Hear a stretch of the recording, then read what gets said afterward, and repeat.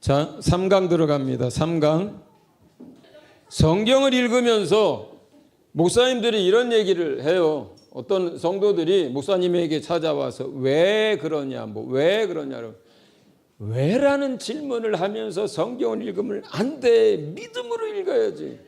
맞아요? 틀려요? 그렇게 하면 안 돼요. 그렇게 하면 안 돼요. 바보로 만드는 거예요. 주님은요, 우리에게 이성이 있다는 거 압니다. 합리성이 있다는 거 압니다. 우리가 생각할 수 있다는 것도 압니다. 그리고 주님은 어떻게 해요? 깨닫게 해주고 이해시켜주고 생각나게 해주시는 역사를 합니다. 그렇죠? 예. 그렇기 때문에 여러분들이 왜라고 하는 질문을 할 수 있어야 돼요. 그런데 언제 그런 질문을 하느냐? 거기에 나오는 이야기, 본문의 내용이 일반적이지 않을 때, 상식에서 벗어날 때, 합리성에서 벗어날 때, 이럴 때 여러분은 왜 이 사람은 등장인물, 이 사람은 왜 이렇게 행동했지? 예수님은 왜 이렇게 말씀하셨지? 예수님은 여기서 왜 이런 행동을 하셨지? 이 왜를 찾아야 뭘 찾습니까? 의도와 전달하고자 하는 메시지가 보여요. 근데 우리는 성경을 읽으면서 생각 없이 읽는다 이 말이에요. 일반적이지 않거든요. 좀 전에 얘기했잖아요. 주님이 단 한 번이라도 내 재산 다 팔아서 가난한 사람한테 주고 와서 나를 믿으라고 여러분 가운데 누구에게 그렇게 말씀하신 적이 있어요? 없어요? 아니면 성경에 복음서에 그 많은 사건과 사람들이 나오는데 누구 한 사람에게라도 그렇게 말한 적이 있어요? 없어요? 없어요. 그러면 여러분 질문을 해야죠. 왜 그러셨을까? 그래야 찾을 거 아니에요. 그래야 생각할 거 아니에요. 그래야 앞뒤 문맥도 보고. 여러분들 그룹에서 서로 티격태격 말이 되든 안 되든 막 서로 막 얘기를 하잖아요. 뭐 생각하는 거예요. 답을 찾으려고 하는 거예요. 그걸 하면서 읽으라 이 말이에요. 제 얘기. 그냥 말이 되든 안 되든 그냥 뭐 일반적이든 아니든 그냥 읽어나가면 발견을 못해요. 주님이 왜 그런 얘기를 하는지, 이 사람이 왜 그런 얘기를 하는지, 이 속에 숨은 뜻이 뭔지, 주님이 뭘 말하고 싶은지, 기록자는 왜 이 사건을 이렇게 기록했는지. 이해하셨어요? 예. 자, 그러면 어떻게 해야 되느냐? 두 번째, 상식과 합리적인 상상 추론을 해야 된다고 하는데 왜 상식적인 합리적인 추론을 해야 되느냐? 그렇게 해서 어떤 것들을 설명하거나 이해했을 때 이것이 다른 사람들에게도 공감되어지고 받아들여질 수 있어야만 해요. 내가 말하는 상식적인 합리적인 상상이나 추론이라고 하는 것은 누구라도 조금만 생각을 해보면 그렇지 라고 할 수 있는 선을 말하는 거예요. 여기에서 이제 실습에서 잃은 아들을 찾은 아버지 이야기가 나옵니다. 자, 제가 질문합니다. 둘째 아들이 왜 멀쩡히 살아있는 아버지한테 재산을 달라고 했을까? 1번, 이게 사지선다형 좋아하잖아요. 1번, 노름빚을 좀 많이 줘서. 2번, 사업 아이템이 좋은 게 떠올라서. 자, 이렇게 만약에 여러분들이 설명을 했다고 쳐요. 다른 사람한테. 그럼 다른 사람들이 그렇구나. 이렇게 받아들이겠어요? 이거 자기 멋대로 해석하네. 이렇게 되지 않겠어요? 그렇잖아요. 왜 이 부자에겐 이렇게 얘기했을까? 거긴 뭐예요? 다른 사람들한테는 한 번도 그런 적이 없는데 우리도 복음을 들을 때 그렇게 들어본 적이 없는데 왜 그랬을까? 1번, 너무 잘생겨서 질투가 나서. 2번, 꼴보기 싫어서. 3번, 너는 처음부터 구원 얻을 자격이 없어 임마. 그런데 돌려 말하시느라고. 상처받을까 봐. 만약에 이렇게 설명을 한다면 은혜가 돼야 안 돼요. 사람들이 받아들여야 안 돼요. 공감이 돼야 안 돼요. 안 되잖아요. 그러니까 성경을 읽다 보면 이건 일반적이지 않아. 이건 너무 상식적이지 않아. 이건 앞뒤가 안 맞는 얘기를 하고 계셔. 그럼 거기에 뭐가 있다는 거예요? 뭐가 있다는 거예요? 이유가 있다는 거예요. 이걸 왜라고 하는 질문을 통해서 찾아내는데 그 찾아낼 때 상식선에서 합리적인 생각과 추론을 하라 이 말이에요. 성경을 읽으면서. 이것은 믿지 않으려고 꼬투리를 잡으면서 성경을 읽으란 뜻이 아니에요. 이유를 알려고 왜 그러셨는지 어떤 의도가 숨어 있는지 왜 주님이 그렇게 왜 이 사람이 그렇게 얘기했는지 그걸 찾아내고 그걸 알고 싶어서 왜라는 질문을 하고 그걸 위해서 상식적인 합리적인 추측을 하라는 얘기예요. 제가 하나 더 묻습니다. 실습 가운데 그 둘째 아들이 상속을 받았어요. 자기 뜻대로. 그리고 그것을 그 재산을 다 가지고 멀리 떠납니다. 자, 질문 1. 뭘 상속을 받았을까? 질문이 어떻게 멀리 가지고 갔을까? 1번. 뭘 상속받았을 것 같아요? 이게 어느 시대 어떤 사람들이 주류를 이루는 사회예요? 목축이나 농경 사회에 있는 사람들이에요. 그러면 상속을 받았을 때 물론 금부치도 있고 은전도 있고 하겠지만 대다수는 뭘 받을 거예요? 땅, 양, 소 이런 걸 받을 거 아니에요. 근데 그것을 며칠 만에 가지고 다 멀리 갔어요. 제가 묻겠습니다. 경원이 1번 이 사람이 땅을 밧줄로 묶고 그 다음에 양 300마리를 전부 줄줄이 엮어서 끌고 갔다. Yes or no? No. 그렇잖아요. 그럼 어떻게 했을 거예요? 어떻게 했겠어? 그렇죠. 부동산이나 양이나 가축들은 어떻게 했겠어요? 그걸 끌고 가지는 않았을 거란 말이에요. 어떻게 팔았을 거예요. 땅 팔아보신 분, 집 팔아보신 분. 그게 며칠 이거 내놓으면 3일 만에 팔리던가요? 근데 이 사람 팔았어. 제주도 좋아. 그럼 어떻게 했다는 거예요? 헐값의 절반에 막 팔았다는 거예요. 그러면 왜 이 남자는 이 아들은 그렇게밖에 할 수가 없었을까? 생각들을 하면서 읽으라는 거예요. 이 아버지는 왜 줬을까? 아직 멀쩡히 살아있거든요. 그 나라 법에도 그렇고 우리나라 법에도 그렇고요. 그거 상속할 의무가 없어요. 그때는 상속은 죽었을 때 법적으로 물론 넘어가는 거예요. 더더군다나 그 나라 이스라엘의 법은요. 살아있을 때 어떤 특수한 상황이 돼서 자식에게 물려줬다 그래요. 문서를 넘겨줬어요. 그 문서나 그 땅 등기를 아들 이름으로 할 수는 있는데요. 그 아버지가 죽기 전까지는 처분을 못해요. 이스라엘 법으로는. 근데 아버지가 그걸 다 보고 있어요, 지금. 농사 짓는 사람에게 땅은 뭐예요? 생명 같은 거예요. 목축하는 사람에게 양은 뭐예요? 자식 같은 거예요. 그거를 지금 헐값에 팔아치우고 있어요. 급하게 며칠 만에. 그리고 멀리 떠나요. 아버님 건강하셔요. 운동도 하시고요. 제때 잘 챙겨 드시고요. 이러고 인사하고 절하고 갔겠어요? 뒤도 안 돌아보고 갔겠어요? 뒤도 안 돌아보고 갔죠. 왜 그랬냐 이거예요. 생각을 하면서 읽으라 이거예요. 뭐가 문제냐 이거예요. 이 둘째 아들은 왜 이런 행동을 했냐 이거예요. 그 아버지는 왜 줬냐 이거예요. 생각을 하면서 읽으라고요. 근데 어떻게 읽어요? 둘째 아들이 아버지한테 상속을 달라고 했다. 그 아버지가 주었다. 이 아들은 그거 며칠 만에 팔아가지고 멀리 갔다. 그냥 이렇게 읽어버리잖아. 그러면 뒤에서 여기서 정말 나오는 이야기를 해석을 못해 이거를. 앞에 걸 해석을 해야 뒤에 게 해석이 되는 거예요. 여러분들이 여기서 뒤에 가서 이 사람이 이제 자기 죄를 깨닫습니다.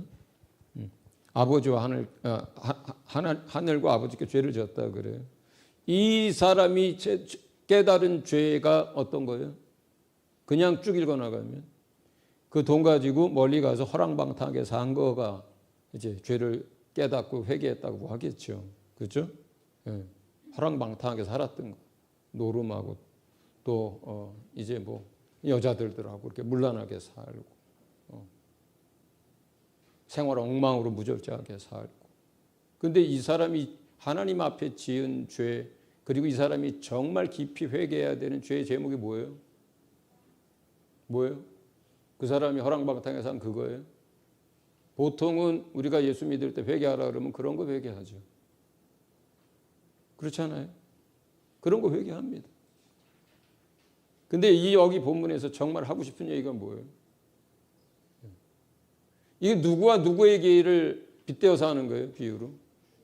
여기서 아버지가 누구예요? 하나님이에요. 여기 둘째 아들은 뭐예요? 우리예요. 사람들이 하나님을 떠난 이유가 뭐예요? 죄 때문에. 하나님 마음에 두기 싫어서. 그래서 하나님 뒤도 안 돌아보고 멀리 간 거잖아요. 지금 그 얘기하고 있는 거예요. 그 앞에 서두가. 그 한 문장, 두 문장밖에 안 되는데 그 속에 있는 우리와 하나님, 인간과 하나님이 어떻게 결별하고 인간이 어떻게 하나님을 떠나고 어떻게 우리가 세상 속에서 하나님 없이 살면서 이 지경이 됐는지를 설명하고 있는 건데 그 맨 앞에 이야기가 그 두 문장에서 나오는 거예요. 그러면 거기서 인간이 하나님 앞에 무슨 짓을 했는지를 알아야 되잖아요. 그래야 우리가 하나님 앞에 회개하잖아요. 사람에게 지은 죄 말고 하나님 앞에 지은 죄를 회개하잖아요. 그래요. 근데 사람들 예수 믿을 때 하나님 앞에 지은 죄 회개를 얼마나 합니까? 기껏 해봐야 우상숭배한 정도밖에 더 하지 않아요. 근데 여기서는 어떻게 돼요? 앞에 거를 이해를 해야, 그게 어떤 상황인지를 이해해야 하나님이 어떤 고통과 아픔과 그리고 인간이 하나님에게 무슨 짓을 하고 떠난 건지를 이해하는 거예요.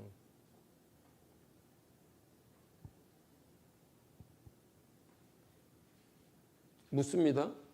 그 둘째 아들하고 아버지의 관계가 어땠다는 거예요? 깨어질 대로 깨어진 거예요.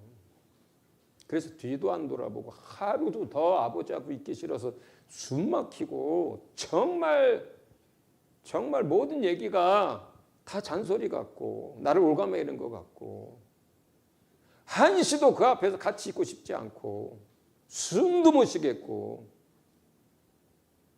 그래서 도망치듯이 나온 그 이야기하고 있는 거예요. 지금 그게.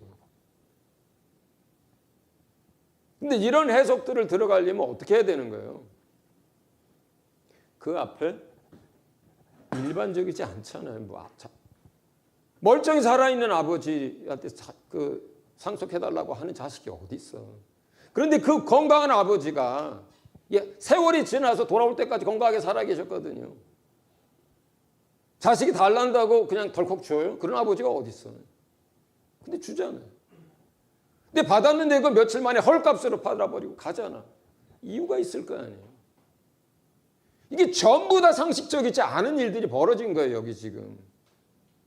상속을 요구한 것도 상식적이지 않습니다. 그 자식을 상속을 해준 것도 상식적이고 일반적이지 않습니다. 그걸 헐값에 팔고 며칠 만에 그냥 멀리 떠난 것도 일반적이지 않습니다. 그렇잖아요. 이게 전부 상식적으로도 일반적으로도 이게 일어난 일이 아닌데 일어났단 말이에요. 그러면 여러분이 어떻게 해야 되는 거예요? 왜 이 아들은 건강한 아버지에게 그 재산을 요구했지? 더 웃기는 건 왜 이 아버지는 그 아들에게 주었지? 더 말이 안 되는 건 왜 헐값으로 그걸 팔아버리고 갔지? 그 다음이 뭐냐면 등장인물의 내면을 들여다보는 거예요. 그 다음 이야기가. 성경을 읽으면서요. 여러분이 스토리보다 더 중요한 건 뭐예요? 그 안에 있는 주님이 하고자 하는 이야기들, 의도들, 메시지, 어떤 이런 것들이잖아요. 그런데 그걸 충분히 이해하려면 등장인물의 내면을 들여다볼 수 있어야 돼요. 레위 마태가 그 자리에서 나를 따르라고 할 때 모든 거 다 내려놓고 세리였잖아요. 따라놓고 따라갑니다. 삭개오는 그날 평생에 모은 재산 거의 다 나눠주고 맙니다. 이게 일반적이에요? 그럴 수 있어요? 레위나 삭개오가 그렇게 행동했을 때는 뭐예요? 이유가 있는 거죠. 그 시대 세리가 다 그렇게 해요? 세리장들이 다 그렇게 해요? 아니란 말이에요. 이유가 있는 거예요. 그러면 여러분이 레위의 내면을 들여다봐야지. 삭개오의 내면을 들여다봐야지. 사람에 관한 이야기고 주님에 관한 이야기인데 어떻게 그 마음을 안 들여다보고 성경을 읽어요. 그런 걸 수박 겉만 하늘른다 그러는 거예요. 자, 그러면 요한복음 13장 1절은 어떻게 시작합니까? 예수께서 제자들을 사랑하시되 어떻게? 끝까지 사랑하셨다. 그럼 여기서 여러분 그냥 넘어가면 안 돼요. 이거 누가 하는 얘기예요? 누가 하는 얘기예요? 이게? 예수님이 하는 얘기예요? 누가 하는 얘기예요? 요한이 하는 얘기예요. 요한 자기가 하는 이야기예요. 근데 왜 그렇게 얘기할 거예요? 자기 어머니는 며칠 전에 예수님 찾아가서 조카 실제 조카거든요. 조카 이제 세상이 다 뒤집어지고 조카가 이제 모든 것의 왕이 되거든. 내 두 아들 하나는 영의정 하나는 좌의정으로 갖춰줘. 근데 엄마만 그런 게 아니야. 지들끼리도 치고받고는 안 했지만 언제까지? 그날 밤까지 누가 더 크냐고 싸우고 있었거든.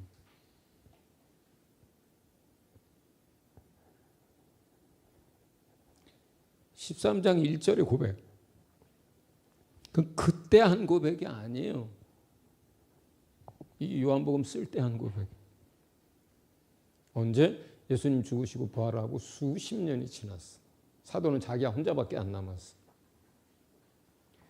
주님과 함께하는 수십 년의 삶을 통해서 뒤돌아보고 깨닫게 하시고 하늘의 것들을 보여주시고 하는 모든 과정을 통해서 그날에 있었던 그 일들이 하나하나 더 어떤 의미였는지, 그것이 우리에게 어떤 것을 주기 위함인지, 그리고 우리는 그날 저녁까지도 마지막까지 주님 앞에서 어떻게 했는지, 근데 그런 제자들을 향해서 주님이 마지막까지 뭘 하셨는지, 이게 하나하나 시간이 지날수록 더 깊이 깨달아지는 거예요.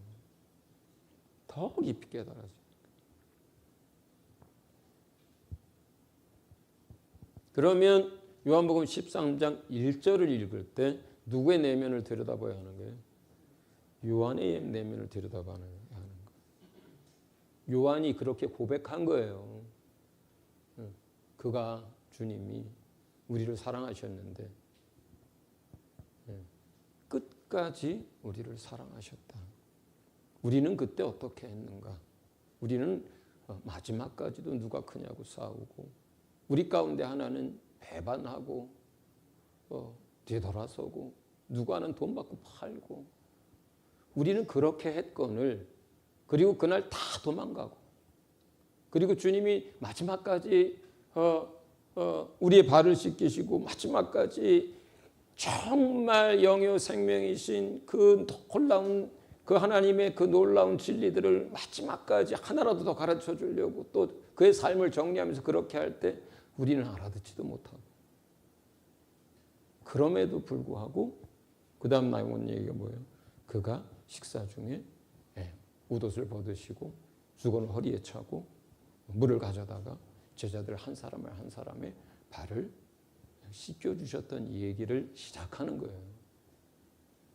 그러면 거기서 등장하는 인물이 요한만 있는 게 아니잖아. 그럼 예수님의 내면도 들여다봐야 되잖아요, 여러분. 13장이 있기 전에 12장에 11장에 뭐라 그래요? 11장에는 마리아가 예수님에게 향유를 부어드리는 사건이 일어나요.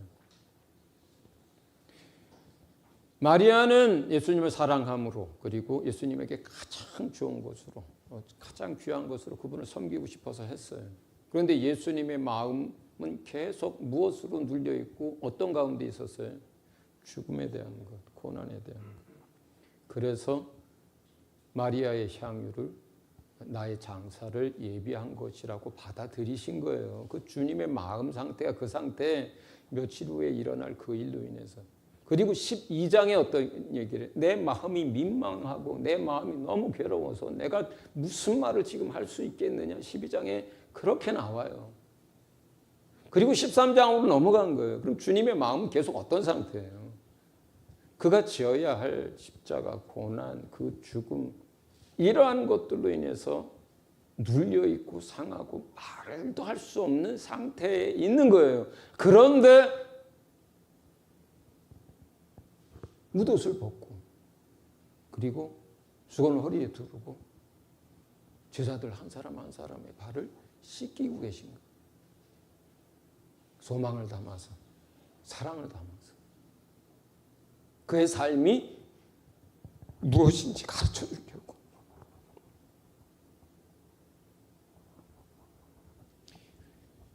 그러니까 성경을 읽으면서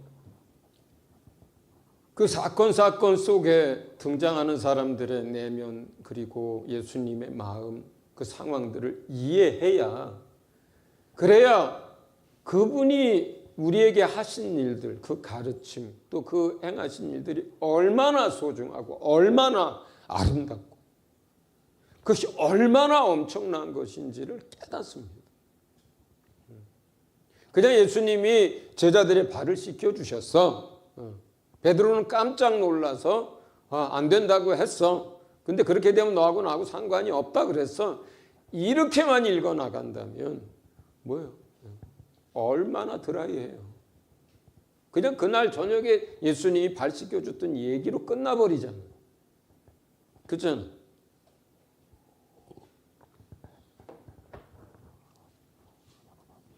근데 여기만 그런 게 아니고요.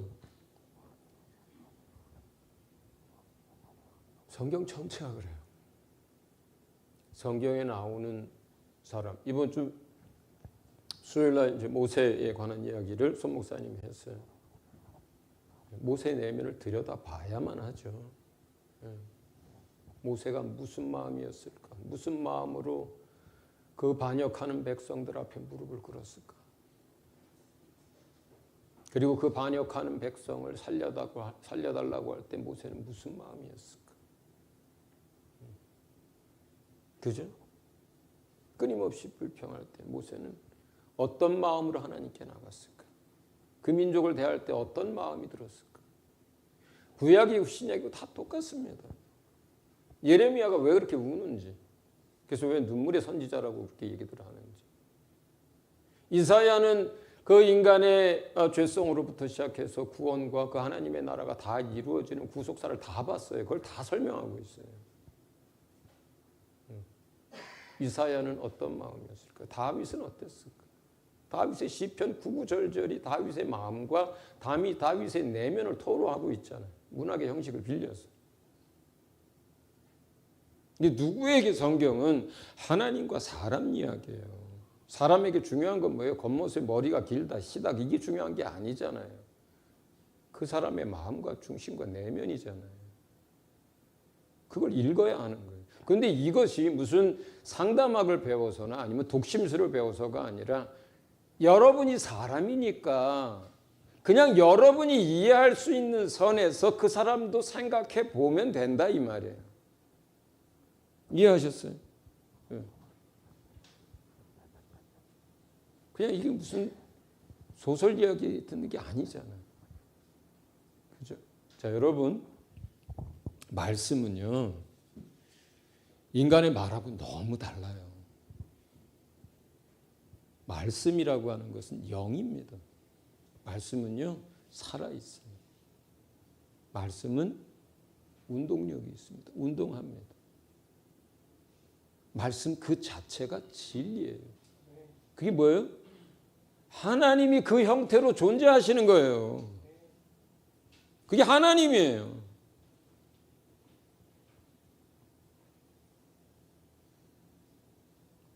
말씀을 떠나서는 하나님이 존재하지 않아요. 말씀이 존재하는 방식으로 하나님이 존재합니다. 우리가 지금 뭐 앞에 있는 거냐? 하나님 앞에 있는 거예요. 말씀을 읽는다는 게 하나님 앞에 서서 있는 거예요. 하나님 앞에서 하나님이 내게 하시는 말씀을 듣는 게 성경 읽는 거예요.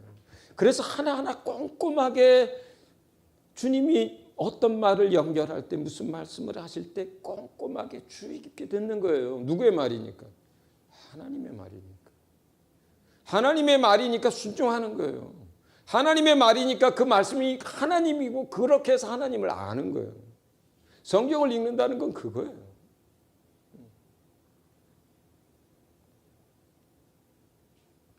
자, 그래서 두 번째는 등장인물의 내면을 들여다보자. 그 다음에 세 번째 5강 넘어가는 겁니다. 지금 5강은 기록된 시대의 배경을 이해해야 돼요. 그 배경에는 정치적인 배경, 문화적인 배경, 경제적인 거, 그리고 국제관계, 종교적인 거 이게 다 포함됩니다. 그 시대 사람이 아니잖아요. 오늘 우리는 성경이 쓰여진 시대의 사람이 아니잖아요. 모세가 성경을 쓴 건 지금으로부터 최소한 3,500년 전인데, 그죠? 신약 성경이 쓰여진 건 2,000년 전인데, 그리고 거기는 한국이 아니잖아요. 문화가 다르고 언어가 다르고 역사가 다른 민족이 자신들의 문화로 자신들의 역사 가운데서 자신들이 만난 하나님에 대해서 전달할 메시지를 기록하고 있는 거거든요. 그 당연히 여러분이 그걸 알아야죠. 자, 이건 조금 쉬워요. 이미 시중에 이스라엘의 성경 시대의 역사적 배경 또는 뭐 이런 책들이 여러 권 나와 있어요. 물론 그 책 내용에 어떤 것들은 조금 과장된 것도 있고 어떤 것들은 좀 이 시대 게 아닌가 싶은 것도 있고 어떤 것들은 그러긴 한데 그래도 기본적으로는 많은 걸 담고 있어요. 그런 책 두세 권만 읽어보면 돼요. 그냥. 그러면 성경 볼 때 굉장히 많은 게 달라져요. 꼭 성지순례 안 가도 상관없어요. 성지순례 간다고 해서 그걸 다 보는 게 아니잖아요. 그냥 책 한두 권 읽어보면 도움이 많이 됩니다. 그 다음에 요즘도 학교에서 배우는지 모르겠는데 저희는 저희 세대에는 세계사라고 하는 과목을 배웠어요. 세계사 배웠어요? 네. 배웠어요? 네. 잘 몰라요. 네. 네. 김혜진 주사도 배웠어요? 네. 세계사예요. 그 애굽의 제국의 아수르, 바벨론, 페르시아, 헬라, 로마 다 나옵니다. 기본적인 거는 다 나와요. 근데 제가 선교지에서 현지 사역자들이나 선교사들 가르칠 때 제일 힘든 게 뭔지 아세요? 세계사를 안 배워요. 대부분이. 세계가 자기네 나라 역사도 잘 안 배워요. 몰라요. 그리고 정리도 안 돼 있어요. 근데 세계사 뭐 헬라 제국 그러면 그게 뭔 거야? 뭐 아수르, 뭐 애굽, 뭐 이런 거 몰라요. 대부분. 주은이 학교 다니면서 세계사 배웠어? 안 배웠어? 안 배웠어? 자, 그럼 어떻게 돼요? 개론이라도 한 권 읽으면 돼요. 세계사와 관련된 개론. 그죠? 책 한 권 읽으면요. 기본적인 거 다 나와요. 그래도 저희가 감사한 건 다 잊어버리긴 했어도 시험 보기 전에 딸딸딸 외우느라고 대부분 흐름은 거의 다 이해해요. 세계사 공부를 한 사람들은 시험 공부를 한 사람들. 그러니까 그 시대가 이렇게 흘러가니까 이 시대랑 맞춰보면 이렇게. 자, 그래서 그런 국제 관계가 어떻게 됐는지 역대기 강의하면서 문 목사님이 그 국제 관계를 얘기하는 거예요. 그죠? 그 다음에 신약 시대 헤롯 땅, 열심당, 세금 문제, 공회, 로마 군단이 주둔하는 거, 총독의 통치 이런 거 전부 알아야 성경 해석해요. 로마 군단 주둔 어디서 주둔했어요? 네. 갈릴리 바다에서 아래쪽 거라사 옆지방. 왜 그래요? 왜 그렇게 확신해요? 이스라엘 사람들이 돼지를 쳐요 안 쳐요? 먹어요 안 먹어요? 안 먹잖아요. 그런데 거라사 지방에 그 거라사 귀신이 떠나가고 나서 어떤 일이 일어나요? 수천 마리 돼지가 갈릴리 바다 속으로 뛰어들어 다 죽잖아요. 근데 먹지도 않고 부정한 짐승인 돼지를 왜 거기서 이렇게 키워요? 로마 군단에 납품하던 거였어요. 그 밑에 로마 군단이 그쪽 통치를 위해서 주둔하고 있었거든요. 군단이.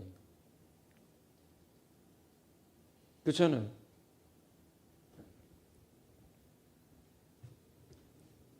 열심당 가룟 유다가 왜 예수 팔았어요? 돈이 궁해서? 아닙니다. 이스라엘의 독립운동을 하던 사람이에요. 3년간 봤거든요. 그분의 능력과 그분의 지혜와 그분의 역사를 봤거든요. 세상에 이런 분이 없거든요. 그런데 너무 착하셔. 그래서 전쟁터로 밀어 넣은 거예요.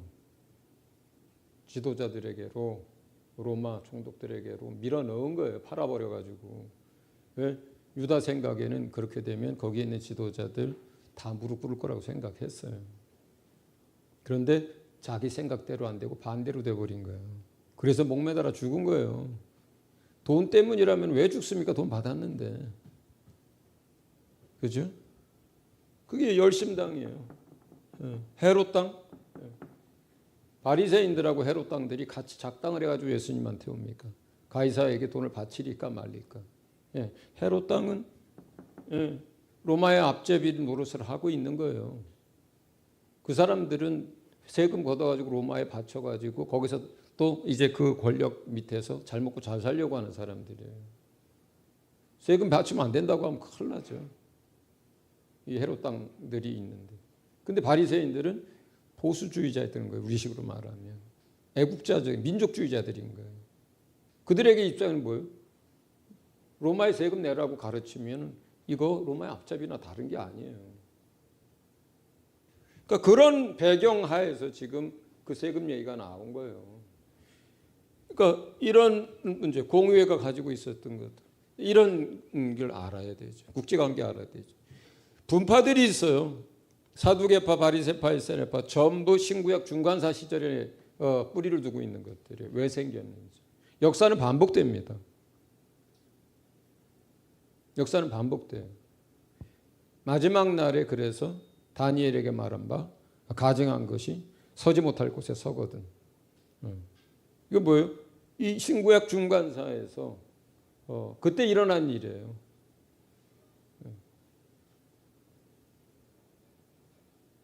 그 일이 어떻게 해야 돼요?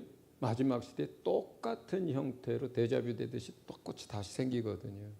표적이에요. 예표예요. 그러니까 이 사두개파는 뭐예요? 그 사람들은요, 아시리아의 안티오코스 4세가 이스라엘을 점령하고 페르시아 제국이 망하고 그 상태에서 이스라엘 민족을 다스리려고 하는데 이 민족이 너무너무 독특해요. 다른 민족들하고 너무 달라. 그런데 이 사람들의 모든 중심은 유대교 신앙에 있고 유대교 신앙의 모든 중심은 성전에 집중되어 있어요. 헬라 사람들은 유대인들이 신이 하나라고 하는 것에 대해서 정말 웃긴다고 생각했어요. 말도 안 되는 얘기라고. 그렇잖아요. 헬라 신화에 인간하고 비슷하게 생긴 신들이 얼마나 많이 나옵니까? 그죠? 근데 신 하나밖에 없대. 말도 안 된다고 생각을 했어. 그리고 거기 모든 삶의 중심, 신앙의 중심, 정치의 중심이 전부 그 성전에 있어. 그래가지고 어떻게 해요? 그 성전을 짓밟아야 한다는 정치적인 이유, 문화 우월주의 때문에 그 성전에 돼지 피를 뿌리고 그리고 제우스 신상, 바커스 신상을 만들고 그 성전 안에 그리고 절하게 만들거든요. 이 사건이에요. 이 사건. 근데 이 사건이 일어났을 때 그 당시 제사장들은 어떻게 해요? 이미 기득권층이잖아. 자기가 누리던 걸 누리고 싶잖아. 만약에 그걸 분연히 떨고 일어나가지고 총칼을 들고 맞서서 안 된다고 하면 어떻게 돼? 죽어요. 신앙을 지키려면. 어떻게 살아요? 신사참배따랑 똑같죠. 우리나라 역사에 똑같은 일이 일어났잖아요. 평양에서 그런 일이 일어났을 때 종교 지도자들이 그거 별거 아니야. 그냥 그냥 정치적인 거야. 절하고 들어가서 하면 되지. 예배는 예배고. 이렇게 해서 받아들였잖아요. 똑같아요. 그 당시 제사장들이 자기 살기 위해서 그걸 그냥 받아들입니다. 아니야. 그냥 마음으로만 잘 믿으면 되지. 그게 무슨 소리야. 이 사람들이 결국은 어떻게 해요? 죽고 나서 세상 없어 이렇게 되고요. 영적인 거 없어 이렇게 되고요.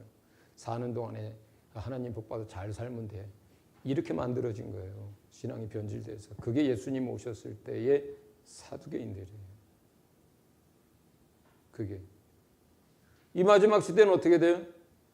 가증한 것이 서지 못할 곳에 서는 것만, 그런 일만 반복될까요? 아니죠. 이 땅의 기득권과 잘 먹고 잘 사는 것과 생명을 유지하기 위해서 세상과 타협하는 일들이 똑같이 반복되죠. 마지막 시대에. 똑같이 일어나는 거예요. 누가 제일 먼저 타락할까요? 아쉽게도 캐톨릭에서는 황제가 타락하고 우두머리들이 타락하고 기독교에서도 목사들이 타락하고 그래요.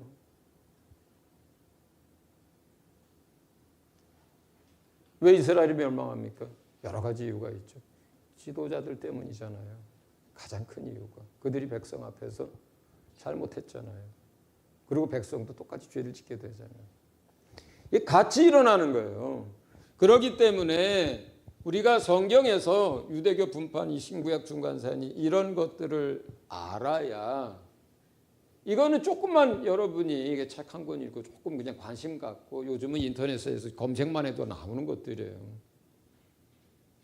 그럼 여러분들이 사두개파 그러면 그냥 읽지 말고 네이버에다 사두개파의 기원, 유래 이렇게 치면 그냥 다 나와요 요즘.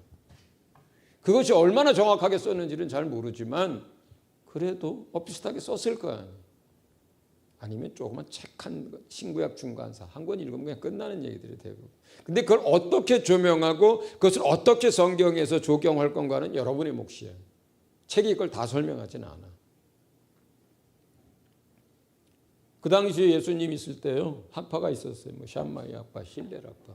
이것은 오늘날 우리가 무슨 장로교 신학, 뭐 켈빈 신학, 또 저기 무슨 뭐 감리교 신학 뭐 이렇게 나뉘어진 것처럼 보수적인 해석을 하는 진보적인 해석을 하는 이런 학파들이 있었어요. 자, 이혼 문제를 얘기해요. 예수님 당시 이혼 문제가 아주 심각했어요. 지금도 이슬람 사회는 심각합니다. 공식적으로 법적으로는 아닌데 이슬람법에는 아내를 몇 가지 둘 수 있어요? 4명까지. 그렇기 때문에 이혼 너무너무 쉽습니다.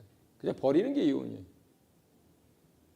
그러니까 돈 많은 사람들은 애 낳고 여자 나이 들면 버리는 게 일수입니다. 그래서 그 버림받은 여자, 버림받은 자식들이 말도 못하게 많아요. 이 무슬림 안에는. 그런데 지금 무슬림처럼 예수님 시대 유대인 사회에서도 이혼은 증서 하나 써주면 끝나는 거였어요. 그런데 원래 그랬느냐? 아니에요. 모세가 이혼 증서를 써주어서 이혼을 했어요. 왜 그런 거예요? 그래 된다는 거예요? 아니에요. 하지 말라고 해도 하니까. 그러면 당하는 여자라도 살리자 해서 그렇게 말한 거예요. 모세의 법이 그런 게 아니고. 그러면 샴마의 학파나 힐렐 학파는 이혼 문제를 가지고 다르게 해석을 해요. 하나는 주님이 말씀하신 대로 가늠한 외에는 이혼하면 안 된다. 그럼 보수주의 학파에서 그렇게 얘기를 하죠. 진보주의 학파에서는 어떻게 해요? 아니다, 모세가 얘기하지 않았느냐. 이혼 증서 써주고 이혼하면 된다. 자, 여기 있는 여자들 말고 남자분들에게 묻습니다. 여러분이 이스라엘에 사는 남자들이라면 여러분이 평소에 보수적인 사람이든 진보적인 사람이든 간에 이혼 문제에 있어서는 어느 학파를 따르겠어요?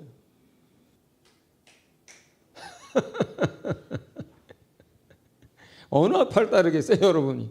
아니, 여러분이 지금 상태가 아니라 여러분이 예수님 당시의 남자들이라면 가정하에 당연히 남자들은 자기가 다른 일에 있어서는 보수적인 입장을 주장하는 사람이어도 이혼 문제에 있어서는 진보적인 입장의 해석을 따르죠. 그래서 이혼하면 안 됐다 그랬더니 제자들이 뭐라 그래요? 그러면 차라리 결혼 안 하는 게 낫겠습니다. 그랬죠. 제자들이. 네? 제자들이 그렇게 얘기한 거예요. 그래서 이런 기본적인 것들, 이제 경제, 화폐, 노동자 하루 품삯, 세금, 뭐 데나리온, 드라크마 뭐 이런 거 나올 때 여러분들이 아셔야 돼요. 참새 한 마리가 2아사리온이라 그러면 아사리온이 얼마예요? 한 데나리온은 하루의 품삯이에요. 그 아사리온은 그 데나리온이 20분의 1이에요. 지금 한국 노동자의 그냥 뭐를 이제 10만 원이라고 칩시다. 그러면 아사리온은 얼마예요? 20분의 1. 얼마예요? 5,000원. 그 참새 2마리가 얼마에 팔렸다는 거예요, 그때?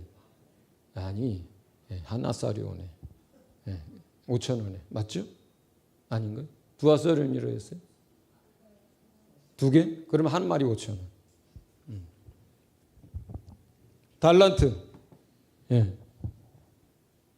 어떤 사람은 많이 주고 어떤 사람은 적게 줬어. 그리고 제일 적게 받은 사람이 몇 달란트 받았어요? 한 달란트 받았어요. 한 달란트가 근데 얼마야? 34.2 몇이에요. 소수점. 이게 한 달란트예요. 금 달란트 그러면 이렇게 되는 거예요. 은 달란트 그러면 이렇게. 달란트는 무게 단위예요. 그러면 금 한 달란트를 받았으면 어때요? 수십억 받은 게 돼버려요. 제일 적게 받아도. 그죠?